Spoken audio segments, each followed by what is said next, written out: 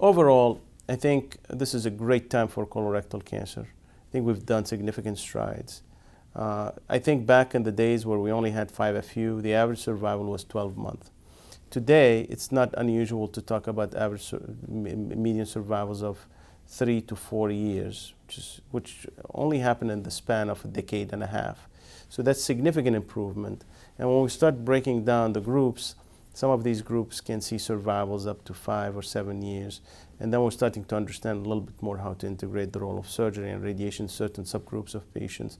And as I said, we're also looking at piecemealing that cancer into other subgroups other than the MSI high and the HER2 amplified and the BRAF mutated. As we understand more and more how to target each one of those, we start focusing on targeting those smaller subgroups. There's one subgroup of patients actually that has a very rare fusion in the NTRK, so NTRK fusions, that seem to respond exquisitely to those to agents that target NTRK. These NTRK inhibitors, one of them was just approved on the market recently.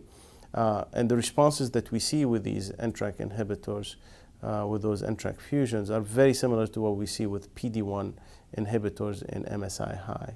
So we know that these subgroups exist, and we know that we can target those subgroups as long as we can find the right target and the right agent to go after the target. So I'm very optimistic that the next 5 to 10 years will more than double the survival of colorectal cancer. I'm hoping that we'll start talking about 8 to 10 years median overall survival and understand a little bit more what every piece of that cancer means and how we're going to target every subgroup.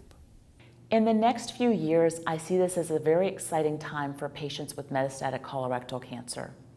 The field of drug development, particularly for these patients, is booming, looking not only at immunotherapies, immunotherapy combinations, personalized cancer vaccines, solid tumor CAR T options, and other targeted therapies that are just trying to hit other targets on the colorectal cancer cells, both in the form of antibody drug conjugates and then direct targeting to the cancer cells.